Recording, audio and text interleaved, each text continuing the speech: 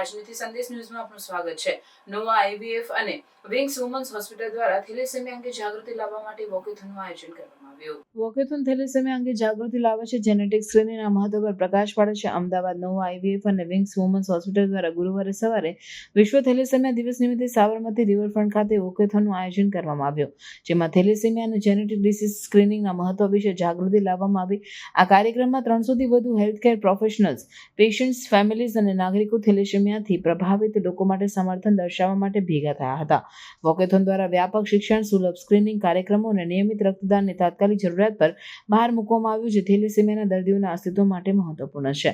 નવો આઈવીએફ ખાતે આઈવીએફ અને ઇન્ફર્ટિલિટી સ્પેશિયાલિસ્ટ ડોક્ટર જયેશ અમીને જણાવ્યું હતું કે વિશ્વ થેલેસેમિયા દિવસ નિમિત્તે આ વોકેથોન ભારત અને વૈશ્વિક સ્તરે હજારો થેલેસેમિયા દર્દીઓ અને તેમના પરિવારોની અદમ્ય સાહસને શ્રદ્ધાંજલિ છે. થેલેસેમિયા મુક્ત ભવિષ્ય તરફની સફરમાં જાગૃતિ એક મહત્વપૂર્ણ પગલું છે. રિયલ લાઈફ સ્ટોરીઝ અને તબીબી આંતરદ્રષ્ટિ દ્વારા અમારું લક્ષ્ય જેનેટિક સ્ક્રીનિંગ, સમયસર નિદાન અને નિવારક સંભાળની જરૂરિયાત વિશે વધુ જાહેર જાગૃતિને પ્રેરણા આપવાનું છે. આ કાર્યક્રમમાં નોવા આઈવીએફમાં સારવાર લઈ ચૂકેલા એક યુગલે જેનેટિક ડિસઓર્ડર્સના વાહન હોવાની જાણકારી સાથે માતા-પિતા બનવાના તેમના અનુભવોની સ્ટોરીઝ શેર કરી.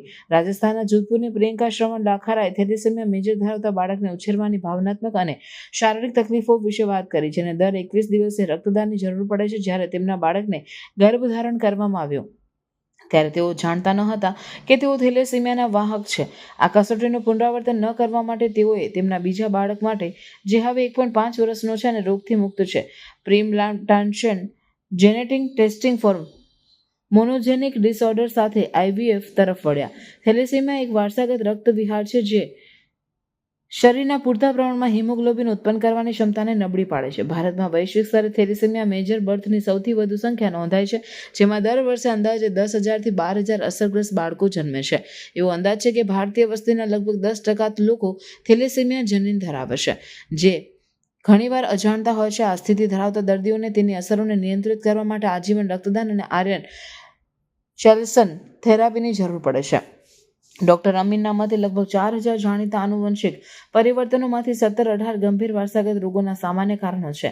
વિશ્વભરમાં લગભગ 3% જીવિત જન્મ આવા સિન્ડ્રોમથી પ્રભાવિત હોય છે અથવા તેના વાહક હોય છે. તેમણે કહ્યું કે યોગ્ય પૂર્વ આનુવંશિક તપાસ સાથે આમાંની ઘણી પરિસ્થિતિઓને અટકાવી શકાય છે, જેનાથી પરિવારો અને આરોગ્ય સંભાળ પ્રણાલી પરનો બોજ નોંધપાત્ર રીતે ઓછો થાય છે.